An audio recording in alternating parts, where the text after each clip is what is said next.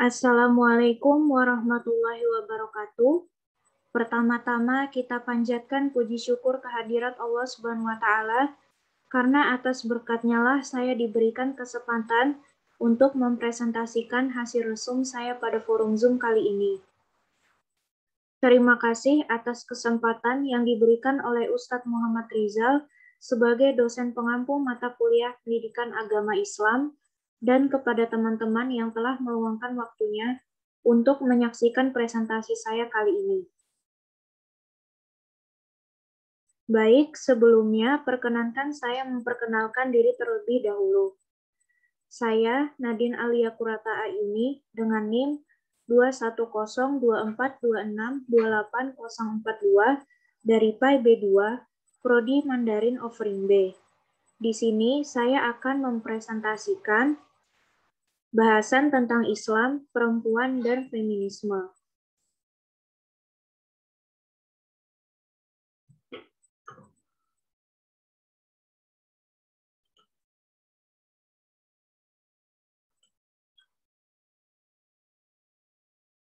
Pada pembahasan kita kali ini, kita akan membahas 5 bagian.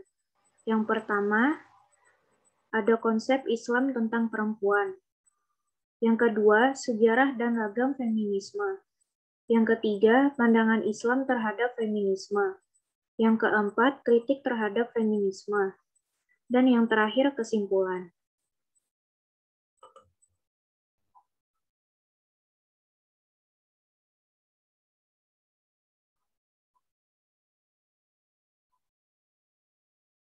Sebelumnya,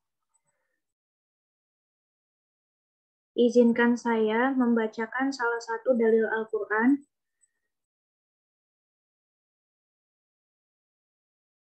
A'udzu billahi minasyaitonir rajim. Bismillahirrahmanirrahim. Subhanalladzi khalaqal azwaja kullaha mimma tumbitul ardu wa min anfusihim wa mimma la ya'lamun.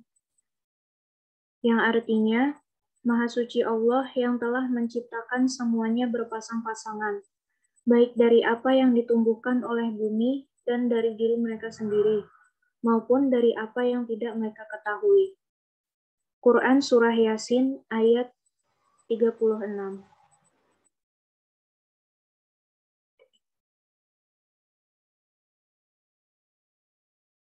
Selanjutnya, kita akan masuk ke pembahasan yang pertama, konsep Islam tentang perempuan. Pemuliaan Islam terhadap perempuan. Yang pertama, ada kesamaan kedudukan perempuan dengan laki-laki. Berdasarkan manusia beserta segala potensinya. Dan dalam hal menerima beban taklif atau melaksanakan hukum dan balasannya kelak di akhirat. Selanjutnya, perbedaan perempuan dengan laki-laki. Yang pertama, pembagian warisan laki-laki dan perempuan 2:41. Begitu juga dalam masalah kesaksian.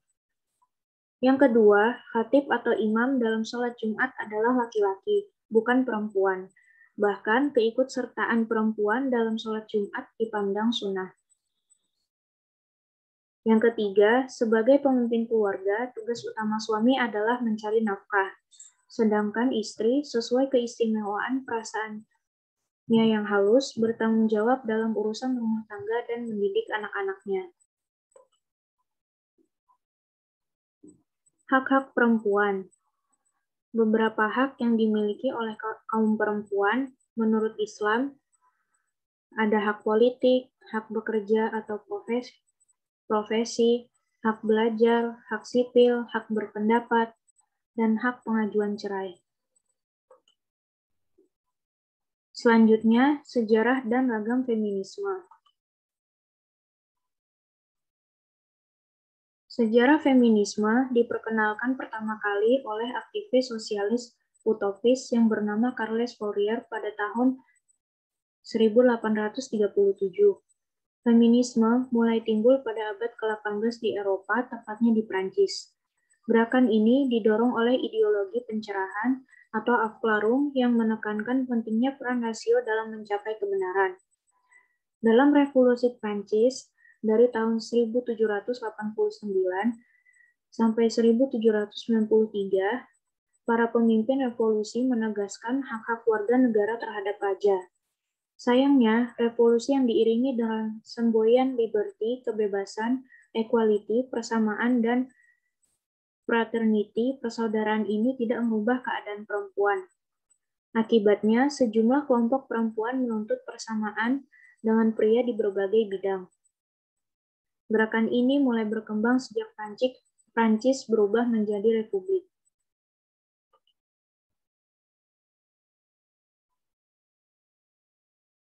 Selanjutnya, ragam feminisme.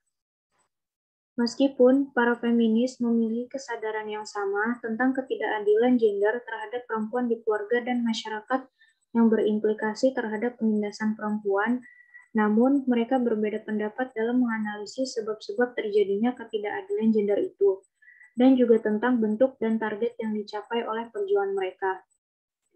Perbedaan perspektif melahirkan sejauh ini ada 4 aliran besar, yakni feminisme liberal tentang kebebasan, Marxis, radikal, dan sosialis. Sejumlah aliran feminisme lain seperti feminisme psikoanalisis dan gender, eksistensialis, anarkis, postmodern, multikultural, dan global, teologis, feminisme kegemukan, dan ekofeminisme.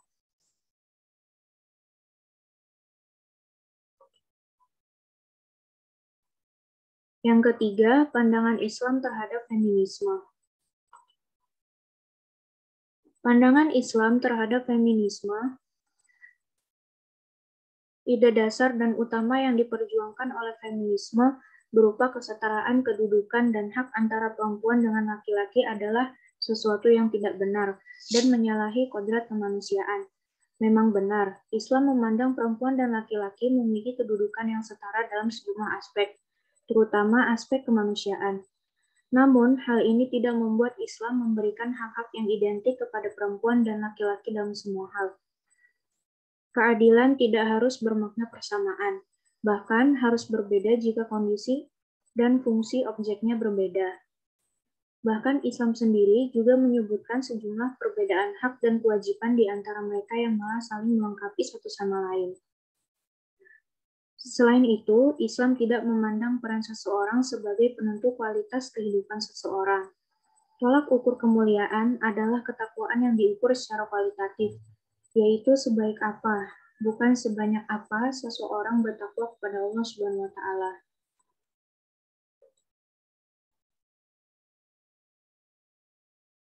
Yang keempat, kritik terhadap feminisme.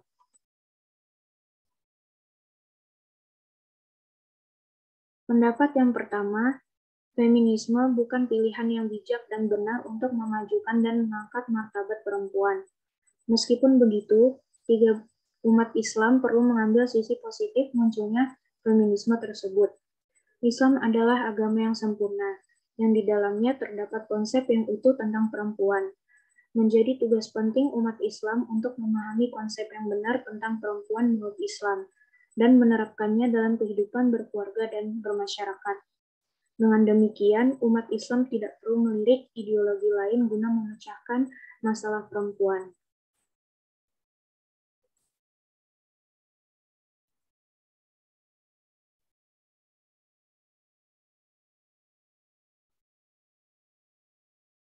Telah sampailah kita di penghujung presentasi.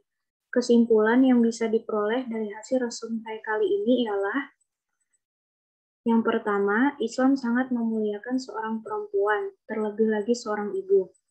Yang kedua, perbedaan hak dan kewajiban di antara mereka yang malah saling melengkapi satu sama lain. Yang ketiga, Islam memiliki konsep yang benar tentang perempuan dan menerapkannya dalam kehidupan berkeluarga dan bermasyarakat. Dan yang terakhir, Islam tidak perlu melirik ideologi lain guna memecahkan masalah perempuan. Sekian presentasi yang dapat saya sampaikan. Kurang lebihnya dalam perkataan dan pengucapan, saya mohon maaf yang sebesar-besarnya. Sesungguhnya kebenaran hanyalah datang dari Allah dan kekurangan yang ada datangnya dari diri saya sendiri. Akhirul kalam, Assalamualaikum warahmatullahi wabarakatuh.